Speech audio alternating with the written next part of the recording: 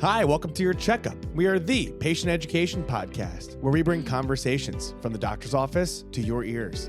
On this podcast, we try to bring medicine closer to its patients. I'm Ed Dulesky, a family medicine resident in the Philadelphia area. And I'm Nicole Rufo. I'm a nurse. And we are so excited you were able to join us here again today. So we have conflicting issues here. We'd like to give an episode to everyone this week, but we also have much football to discuss. In the background. We do. We have a lot of preamble to entertain everyone with and a really valuable episode. So we'll see how all of this goes. Right now, so the Commanders just got 2 touchdowns in a row, and our friend Mike is at the game. Mm-hmm.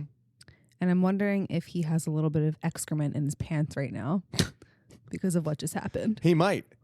I mean, no matter how dominant the Eagles seem, this is a tough Commanders team, as they homaged the cardiac Commanders.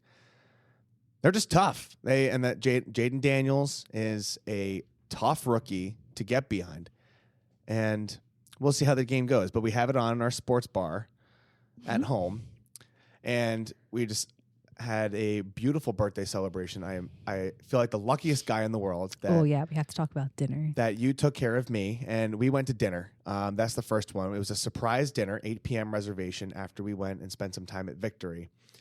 And the dinner was at a location called Via Locusta, a northern Italian cuisine. Mm-hmm. And it was during restaurant week, so we had a restaurant tasting menu style dinner. I luck out because your birthday always is during restaurant week. Yeah, that was a nice thing for you. And we ended up starting with a rosemary focaccia with a honey butter. And they took this little bowl of butter and they stamped it with what looked like a honeycomb. That was delicious. And no, I know that people normally don't take the bread away as the most like the best part of the meal. But for me, that kind of was the showstopper. But why don't you tell us about... Really? Oh, I think so. Yeah, it's the piece that I took away. But why don't you tell us about that next piece of the dinner, the pasta dish? Well, wait, hold on. I'm looking it up on the menu right now. It's not brunch dinner.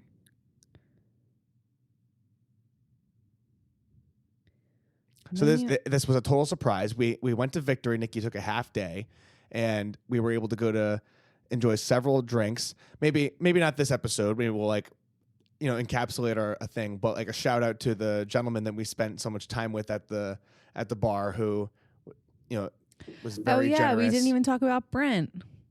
Yeah, I don't know how if we're gonna do that right now or maybe we will, but why don't we? Oh, what about that pasta dish? So it was so good. It was like a how do you describe it? It's kind of like an orb. It's like a dumpling. Okay. Yeah, a dumpling. Like, I don't want to describe it as like a ravioli because it's not. Like, the dough is a little bit thicker and they're balls. And I guess it's kind of like a dumpling situation is the best way I can describe it. With ricotta in the middle. And then there's some sort of like sage, lemony, buttery, creamy, light sauce on top. It was really good. That was my favorite. You seek and destroyed that item on the menu. You were like, that is what we have to get. That's that. And on the secondi, they had the branzino, which was a crispy, light, tasty fish. I think it's a sea bass, isn't it? I think that's really what that is. And it's a crispy skin that you could eat right off of it. Nom, nom, nom. And a nom, nom, nom. Toasted potato to join it on the side. There was like a nice like frappe, multi-layered with like cacao nibs. Frappe. little like dessert dish that we had. And the company that we had next to us was very interesting. I think we like jump right in here. That guy was something else. Yeah. Okay. So that guy. Well, first of all, it was his birthday too.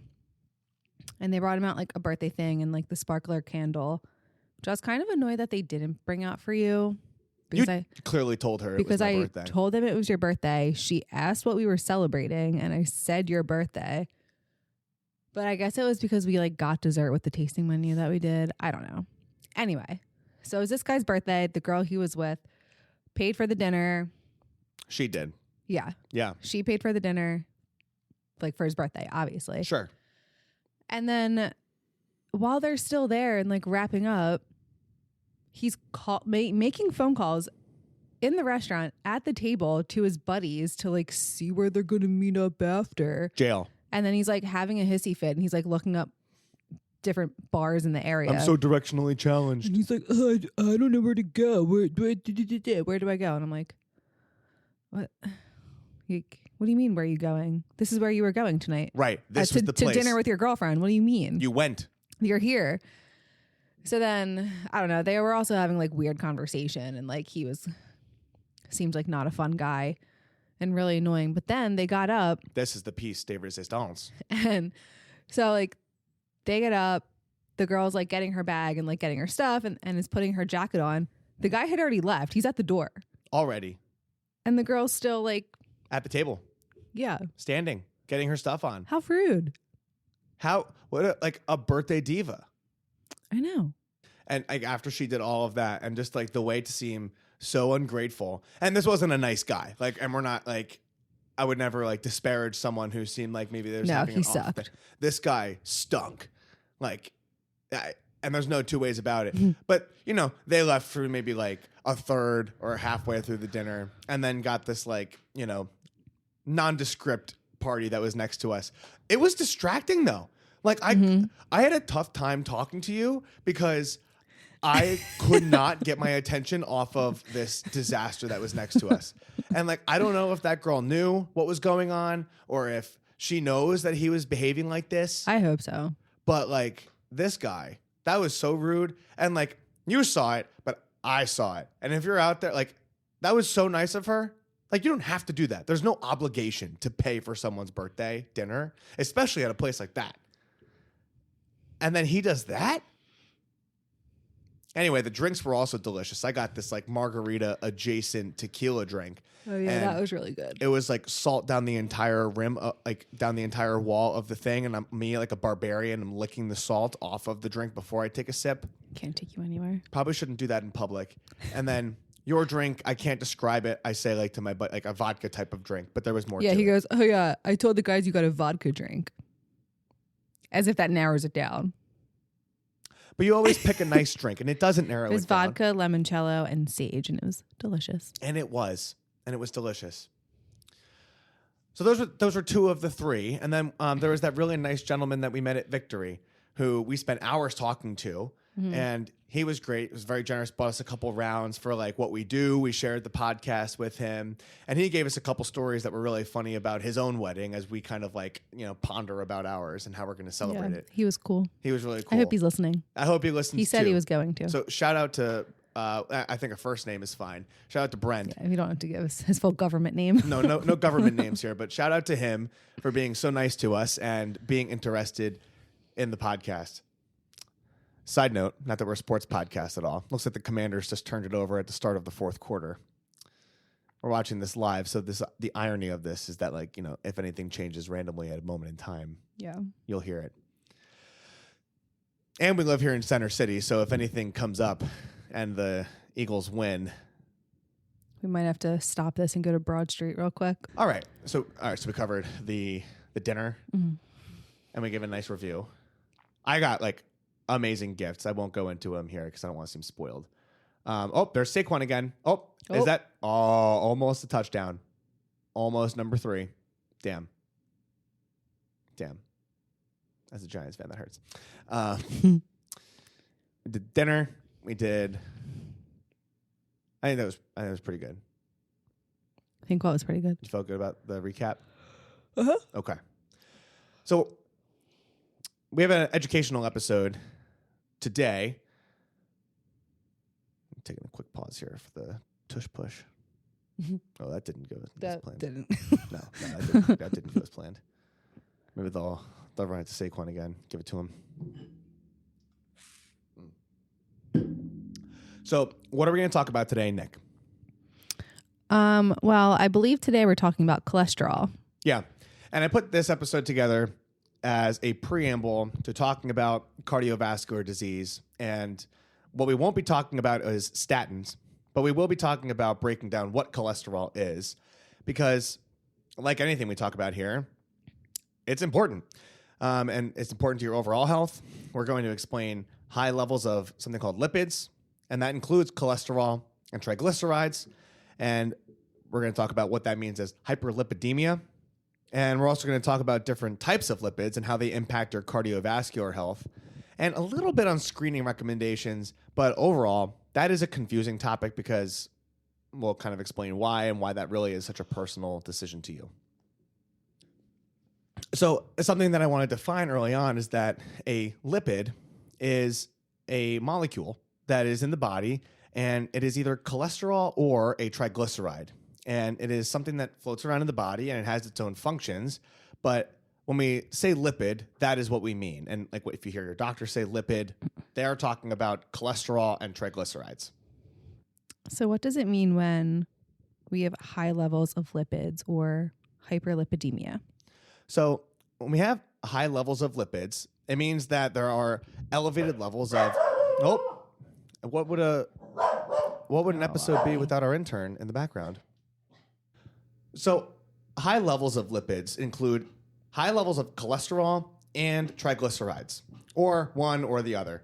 And the reason that it's important is because hyperlipidemia increases the risk of heart attack, stroke, and several other serious health problems, mainly because of vessel wall narrowing or obstruction. So this is the stuff that gets gunked into your blood vessel walls and narrows it, leading to less blood flow getting through and causing problems. So this is like when people say something's going to clog your arteries. Exactly that. Yes. That's the money. And so like the classic teaching is that like you can lower your cholesterol through diet, exercise, and medication to reduce all of those risks. But here we really think that it's important that you understand what you're reducing when you look at your lipid panel, quote unquote, and like your doctor ordered some stuff and you're going to look at it, like what does all of that mean? And so that's really what we're going to try to get at today. What are the different types of lipids? So lipids includes, like I said earlier, cholesterol and triglycerides. And these are included in a lot of standard blood panels, which include total cholesterol, LDL, HDL cholesterol, and triglycerides. And so breaking each of those down, the total cholesterol is truthfully an elevated total cholesterol means like is somewhat of an important thing. In a lot of studies, it does connote a risk of increased cardiovascular disease. So like less than 200 of a total cholesterol is normal. 200 to 239 is borderline high, and greater than 240 is generally considered high. But what I will say is that I had a lot of patient messages that come back and say like, oh my God, my cholesterol is high. And the first thing that I tell them is that that really isn't the most important thing to look at. Mm-hmm. And so cholesterol itself is broken down into two other ones mainly. It's broken down into LDL and HDL. LDL is defined as the bad cholesterol.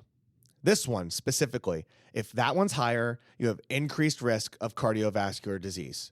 That's the one that most people who are making decisions about whether you should be on medicine or how hard they're leaning into giving you advice about exercise, diet, risk factor management, they're looking at LDL and saying like, that's the one that needs to be changed.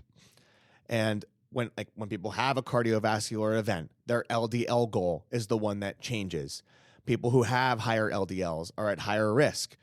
And so what I really want to hammer home is that it's the LDL. That's the one that people look at. Because when you look at that in contrast to the HDL is the good cholesterol.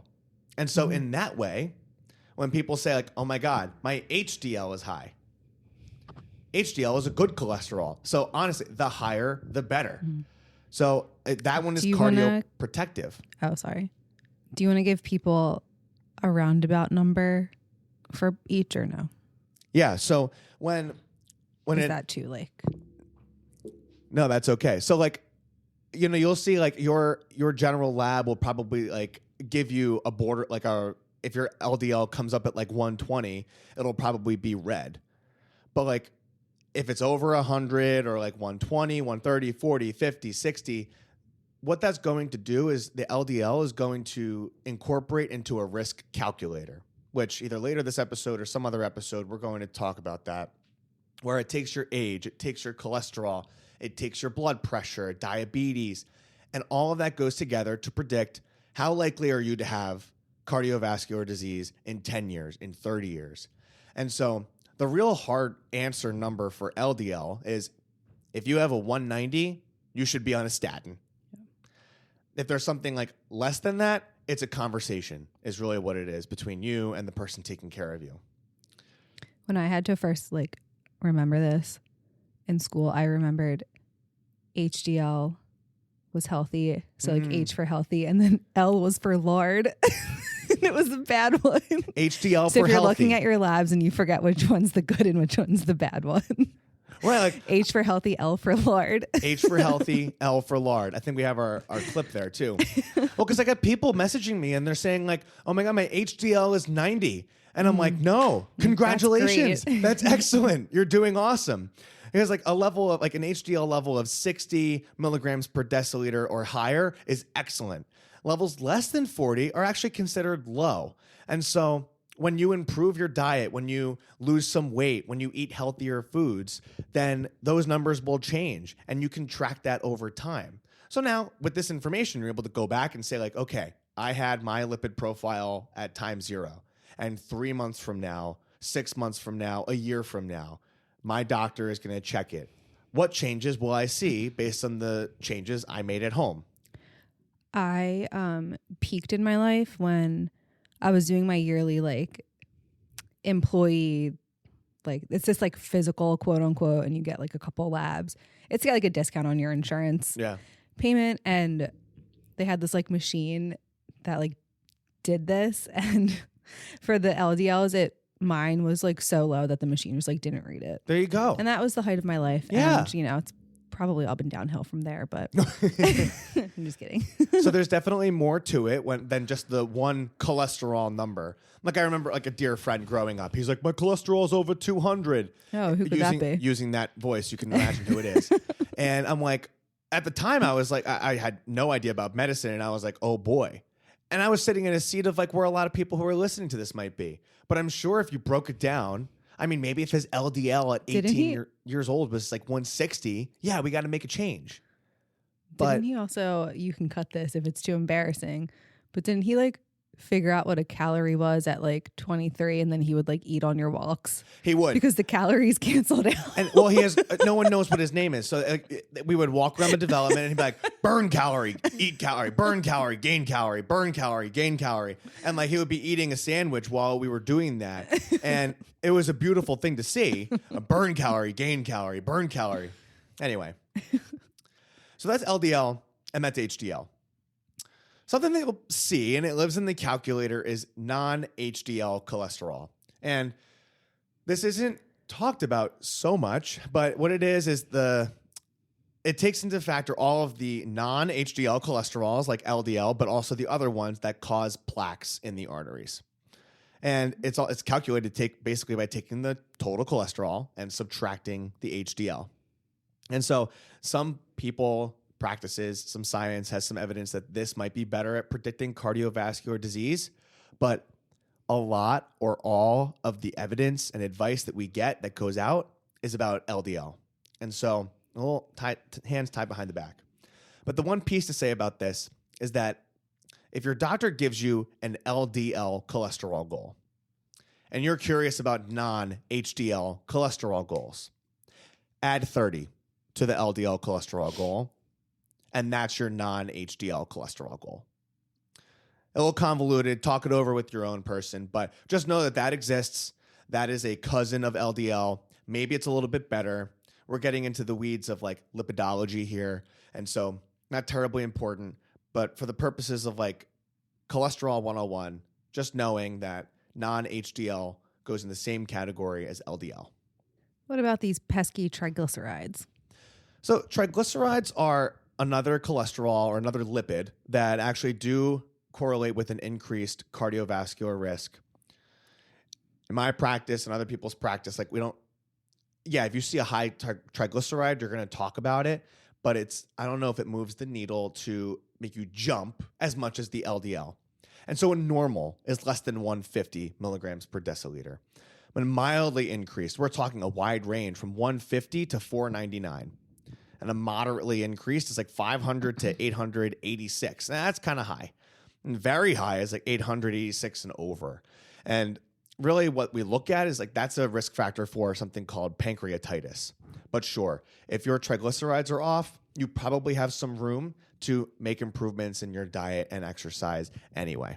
Triglycerides are the most sensitive to food and the food that you ate. And so you really should be fasting for at least 8 hours, probably 9 hours before getting that one. But these days, I think a lot of people, myself included, we have a lab that's very close. I'd rather people go get their labs after the visit than wait till the next day. Maybe they're really busy. Maybe they don't go at all. And so that's something that I say is like the triglycerides are the ones that have to do with fasting. So then there's the concept of lipoprotein A or lipoprotein little a. And this is a type of cholesterol. It's usually genetically predetermined, and a lot of guidelines don't have really strong evidence to look into this. It's not included on standard lipid panels. And so you may have to ask for it if you're interested, but this is not me proposing that someone should ask for it. I think if your doctor wants to look into it or your cardiologist wants to look into it, sure. I've had a friend recently who did this, but he also has a family history of heart disease. So I don't have a lot to say about that, but mainly that it's has a genetic predisposition and is probably related to increased cardiovascular disease if those are out of whack as well. All right, so we talked about all of these different lipids and some numbers. When do you start lipid screening? This is it's a great question. It's also a little bit of a frustrating one. A lot of the moves that people make, there's no straight answer here is the headline. And is that the moves that individual physicians and people who are taking care of patients make are based on guidelines. And it depends on which guideline you look at. And so if you're looking at the American Heart Association, they're going to say one thing. If you look at the United States Preventative Task Force, they're going to look and say another thing. I would say generally, if there's no other reason, 40.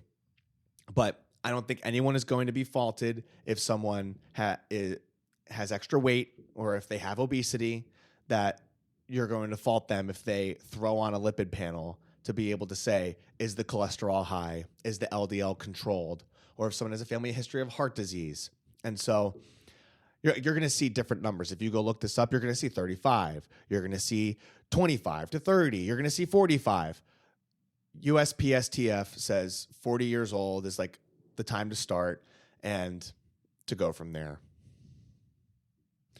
And the main thing being is that the cholesterol plays into your overall cardiovascular risk. And so there are different calculators that we're going to talk about in future episodes once we define cardiovascular risk. But the major thing being is that it is one piece of the puzzle that involves the whole calculation of your risk of having heart attack, stroke, or other disease related to your vascular system. And so to be able to calculate that, United States Preventative Task Force says 40 years old is the time to start. But I don't think I would fault anyone. Myself, I've done it earlier. If someone's curious at a whiff, I'll try to come up with some reason to be able to do it, whether that's guideline-based medicine or something a little less than that. I don't know. That's what it is. Oh, there's a third touchdown for Saquon. Your boy.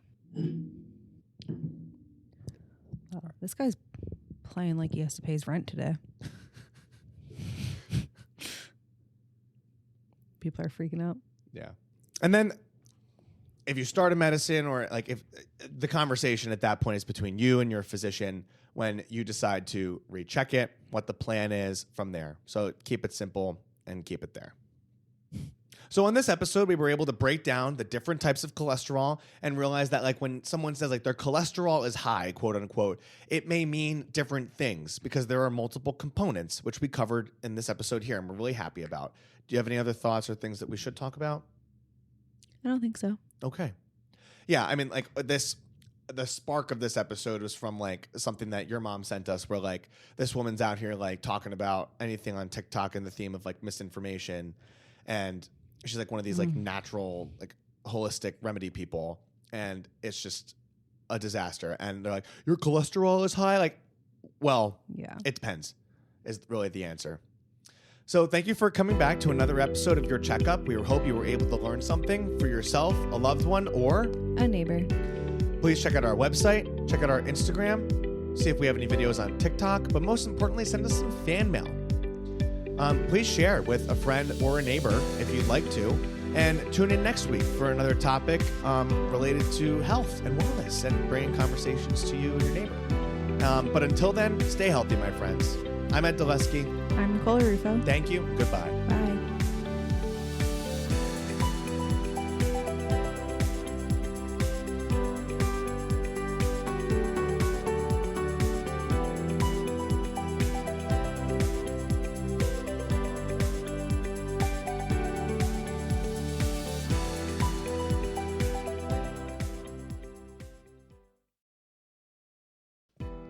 This information may provide a brief overview of diagnosis, treatment, and medications. It's not exhaustive and is a tool to help you understand potential options about your health. It doesn't cover all details about conditions, treatments, or medications for a specific person. This is not medical advice or an attempt to substitute medical advice. You should contact a healthcare provider for personalized guidance based on your unique circumstances. We explicitly disclaim any liability relating to the information given or its use. This content doesn't endorse any treatments or medications for a specific patient. Always talk to your healthcare provider for complete information tailored to you. In short, I'm not your doctor. I am not your nurse. And make sure you go get your own checkup with your own personal doctor.